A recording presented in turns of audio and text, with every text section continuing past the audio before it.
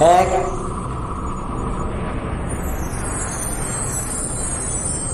হাঁড়ি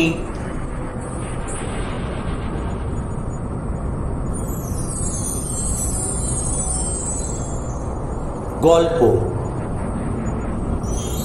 এক হাঁড়ি গল্প। গোবিন্দপুরের লোকেরা এখন খুব মুশকিলে পড়েছে। যে ইঁদারার জল খেয়ে তারা লোহা হজম করত, সেই ইঁদারার জল আর খাওয়া যাচ্ছে না। কি হলো? কি এমন গন্ডগোল? জানতে হলে শুনতে হবে আজকের অডিও স্টোরি ইঁদারায় গন্ডগোল। গাঁয়ে একটা মাত্র ভালো জলের ইঁদারা। জল যেমন পরিষ্কার তেমনি সুন্দর মিষ্টি স্বাদ, আর সেই জল খেলে লোহা পর্যন্ত হজম হয়ে যায়। লোহা হজম হওয়ার কথাটা কিন্তু গপ্প নয়। রামু বাজিকর সেবার গোবিন্দপুরের হাটে বাজি দেখাচ্ছিল। সে জলজান্ত পেরেক খেয়ে ফেলতো, আবার উগরে ফেলতো। আসলে কি আর খেত? ছোট ছোট পেরেক মুখে নিয়ে গেলার ভান করে জিভের তলায় কি গালে হাপিস করে রেখে দিত। তা রামুর আর সেদিন নেই।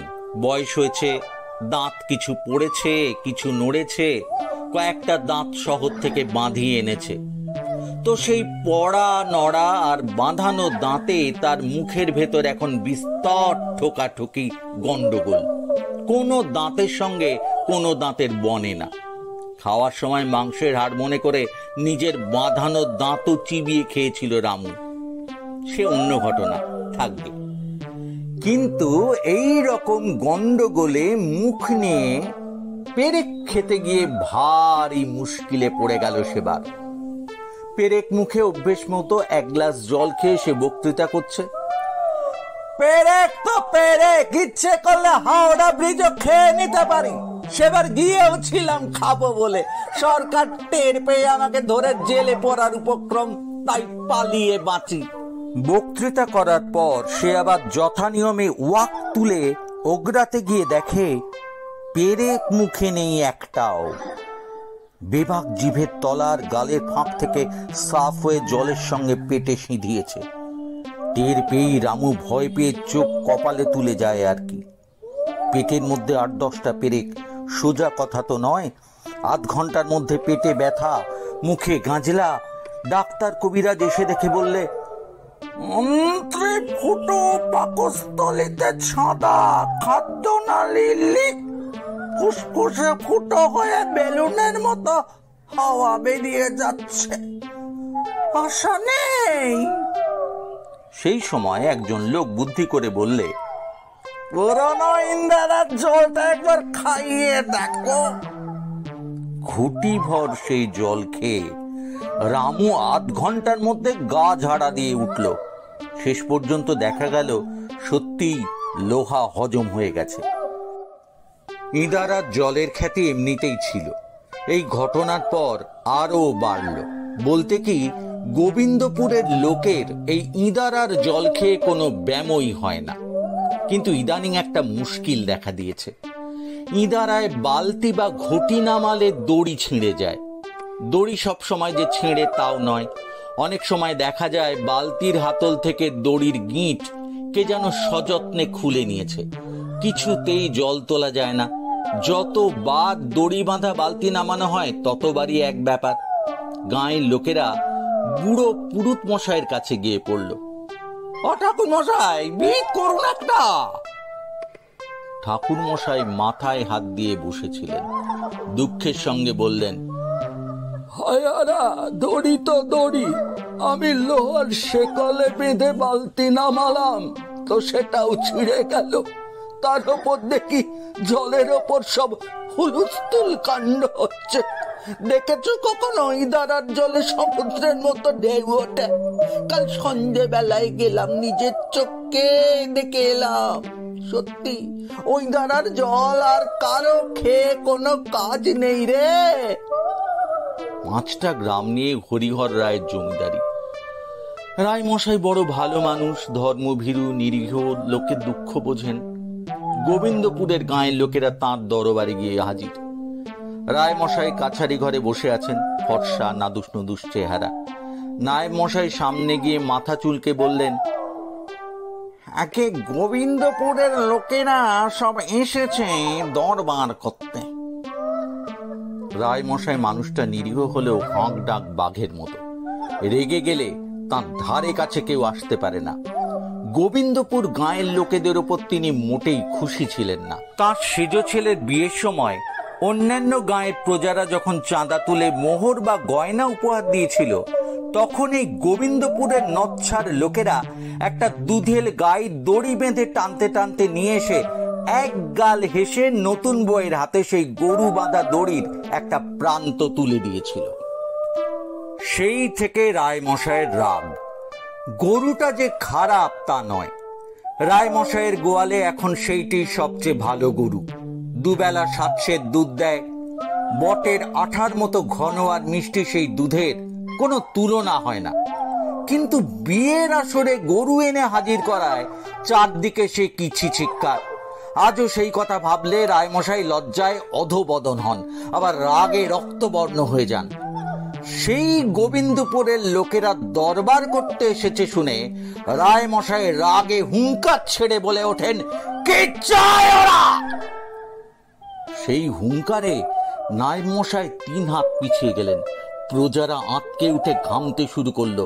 স্বয়ং রায়মশাইয়ের নিজের কোমরের রুবি পর্যন্ত আলগা হয়ে গেল। গোবিন্দপুরের মাতব্বর লোক হলেন পুরুত চক্রবর্তী মশাই। তার গালে সব সময় আস্ত একটা হত্যুকি থাকে, আজও ছিল। কিন্তু জমিদার মশাইয়ের হুঙ্কার শুনে একটু ভিড়মি খেয়ে ঢোক গিলে সামলে ওঠার পর হঠাৎ টের পেলেন মুখের হত্যুকিটা নেই। বুঝতে পারলেন চমকানোর সময় সেটা গলায় চলে গিয়েছিল। ঢোক গেলায় গিলে ফেলেছেন। আস্ত হত্যুকিটা পেটে গিয়ে হজম হবে কি না কে জানে। একটা সময় ছিল পেটে জাহাজ ঢুকে গেলেও চিন্তা ছিল না। গায়ে ফিরে পুরনো ইদারার 1 ঘটি জল ঢক ঢক করে গিলে ফেললেই জাহাজ ঝাঁঝরা। বামুন ভোজনের নেমন্তন্নে গিয়ে সেবার সোনার গায়ে 2 বালতি মাছের মুড়ো দিয়ে রাঁধা ভাজা সোনামুগের ডাল খেয়েছিলেন। আর একবার সতীপিসির শ্রাদ্ধপ্রাশনে 1.5 খানা পাঁঠার মাংস, জমিদার মশাইয়ের সেজ ছেলের বিয়েতে 80 টুকরো পোনা মাছ, 2 হাঁড়ি দই আর 2 সের রসগোল্লা। গোবিন্দপুরের লোকেরা এমনিতেই খাইয়ে। তারা যেখানে যায় সেখানকার সবকিছু খেয়ে প্রায় দুর্ভিক্ষ বাঁধিয়ে দিয়ে আসে। সেই গোবিন্দপুরের ভোজনপ্রিয় লোকদের চক্রবর্তী মশাই হলেন চ্যাম্পিয়ন। তবে এইসব খাওয়া দাওয়ার পেছনে আছে পুরনো ইদারার স্বাস্থ্যকর জল। খেয়ে এসে জল খাও, পেট খিদে ডাকাডাকি করতে থাকবে। সেই ইদারা নিয়েই বখেরা। চক্রবর্তী মশাই হত্যুকি গিলে ফেলে ভারী দুশ্চিন্তায় পড়ে গেলেন। হত্যুকি এমনিতে বড় ভালো জিনিস, কিন্তু আস্ত হত্যুকি পেটে গেলে হজম হবে কিনা সেইটাই প্রশ্ন। পুরনো ইদারার জল পাওয়া গেলে হত্যুকি নিয়ে চিন্তা করার প্রশ্ন ছিল না। চক্রবর্তী মশাই করো জোরে দাঁড়িয়ে বললেন, রাজা মশাই, আমাদের গোবিন্দপুর গাঁয়ের পুরনো ইদারার জল বড় বিখ্যাত। এতকাল সেই জল খেয়ে রোগ বালাই আমরা গায়ে ঢুকতে দিইনি। কিন্তু বড়ই দুঃখের কথা, ইদারার জল ইদানিং আমরা আর তুলতে পারছি না। রায় মশাই একটু শ্লেষের হাসি হেসে বললেন, হবে না? পাপের প্রায়শ্চিত্ত। আমার ছেলের বিয়েতে বড় যে গরু দিয়ে আমায় অপমান করেছিলে। চক্রবর্তী মশাই জিভ কেটে বললেন, ছি ছি ছি ছি ছি ছি ছি, আপনাকে অপমান রাজা মশাই?